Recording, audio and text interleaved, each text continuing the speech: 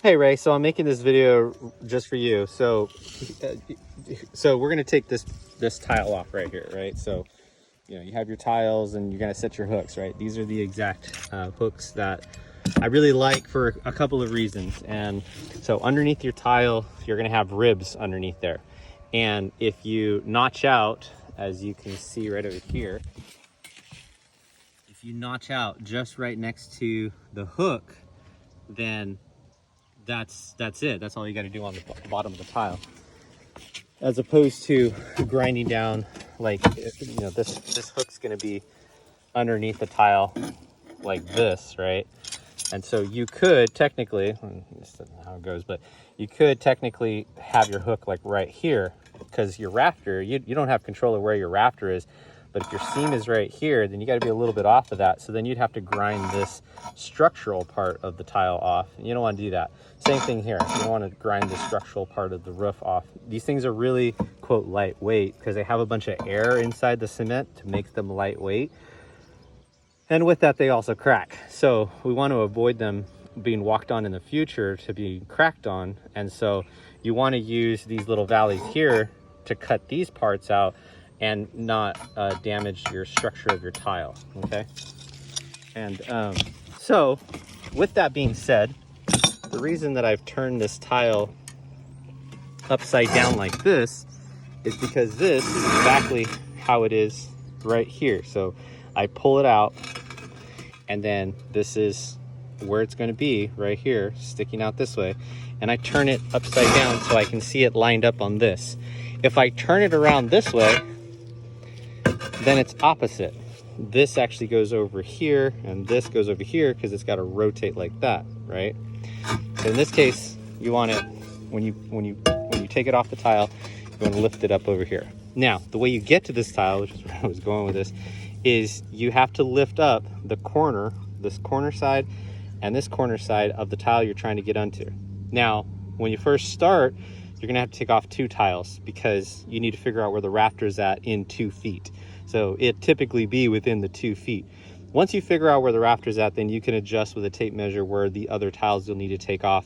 Sometimes you'll still have to take off 2 because it'll be like this one over here. The rafter happened to be in the middle of those 2 tiles. So when I was working on that, I took off that tile and also that tile. And so that might be the case, but not always necessarily. So anyhow, catching you up here, we've now removed the tile, and then I've used a stud finder and I've located somewhere where the rafter's at. Now, I don't like to just get close to the rafter because, well, for several reasons. I want to drill right in the middle of the rafter, but I know that the stud was somewhere in here. That's where I was trying to find. And so I drilled a pilot hole thinking I would miss it, and I didn't miss it. And I drilled another hole and I didn't miss it. And I drilled another hole and I didn't miss it. And I'm like, what in the world? Well, it just so happened that there's a cross member going from this rafter to the other rafter. So there's actually a stud down this whole section, because that's why I hit stud right here. But the reason that I have all of these holes right here in the middle is, notice when I put this bracket on, it's going to cover all those holes. So I just put some silicone underneath that bracket and I have no open exposure for those probes. Okay. Now the other reason that I'm doing this whole probe thing is because I want to know exactly where the middle's at. And there's this really cool tool. I'll send you the link for this thing. I think it's from Chip Tools. Yeah, right here. chiptools.com. Okay. So go there.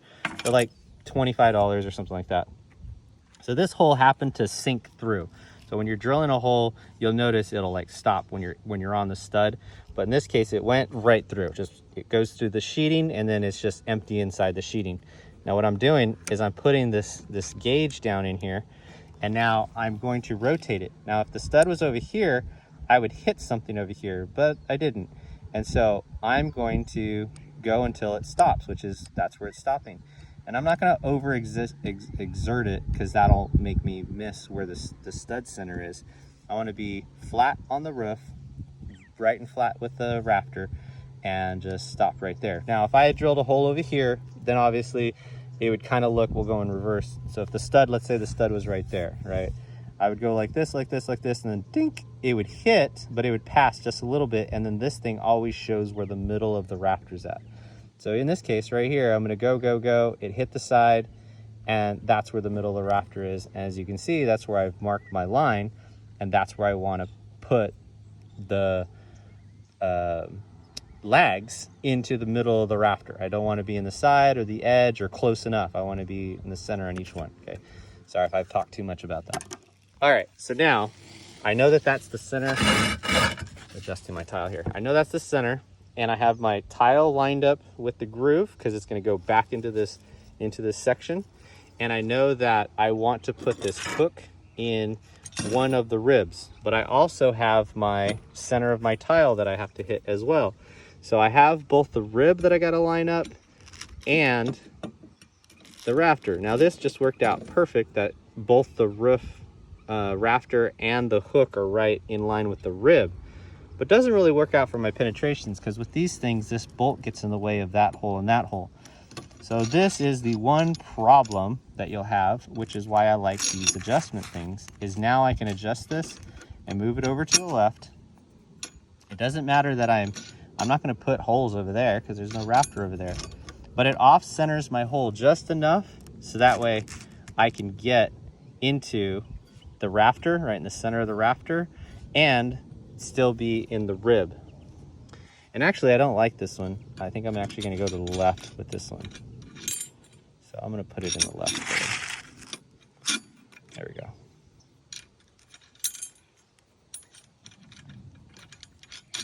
Yeah, because when I'm looking at this, the rib is kind of off to the left. So I like it right there. And then I can still stick my lag right there, and then my hook is still underneath the rib in line with that tile. So that makes sense. Now that I have this set up, I'm going to push this right up against the bottom of this other tile, the bottom tile. I'll put this so that way I can gauge it, and then this is where I'm going to mark it. So I'm going to mark where I'm going to go in the center of this rafter, and then just so that way I get this thing out of the way. I'm going to drill right here. And then you just go, I just know how long I need to go. So you just drill until right there. I don't know how long that is, but that's where you know you hit rafter. See that? So that's what you want to see. And the same thing here. That is rafter. And you just go to right there and pull out. And that is your full depth of what you need to pilot the hole for. So now, I don't have my gloves on me, but so now we got a lot of holes in here. No big deal. We're gonna seal them all up. So I'm gonna put the clamp right here, and I'm gonna put my 2 screws right there and right there. And then I'm going to run silicone bead. So that's another thing I forgot to add on that list. It's called M1 Chemlink. So you're gonna fill the hole, fill the hole, fill the hole, fill the hole, so that way nothing goes into those holes. And then you're gonna put like a little figure 8 on those 2 holes, because you're not gonna really get any water in there because you're gonna have a lag in there. You wanna fill these up, and it just takes very little silicone, but you wanna fill these up, but then put an 8 around these. So then that way when you put the lag right around it, you're gonna push that lag and it's gonna just putty all around, so it's gonna look like this. See how it, well, let me find, well, that's the only one that I've opened. The rest of them are all closed up, but you can see right there that my gauge penetration was right here, so I've sealed that up so it's all mushy and I'm not gonna get any water in there. And then the same thing over here where I put in the lag at, it's just bubbled everywhere around that hole, so you get really good seal. You're not gonna have to worry about coming back up here and fixing it in 5-10 years, right? 20 years, whatever. We're not gonna come back up and fix this thing, so we wanna do it right. So that's how you get it right in the center. And then now you're gonna take your tile. So let's just say I lagged it because there's extra steps on there, but let's just say I lagged it. So now I'm gonna need to grind the tile. So what you do is you take your tile and you line it up with the edge of your other tile. And so right there, we're on the edge of that tile, we're on the edge of that tile, and then you look down the tile. And sure enough, you're right in that rib, perfect. And so you're now going to take a grinding wheel and you're gonna grind this down about 1 inch, and then grind this side down about 1 inch, and then you'll get like a little shoe horse. Sorry, I have a bunch of rails up here covering that, but it was like that hole I showed you earlier. So you're just gonna have that little shoe horse little area grind right next to the rail, or right next to the hook, and that's it. And then the hook is now moving independent of the tile. So see, it's moving independent of the tile, and the tile isn't gonna crack when you put weight on it.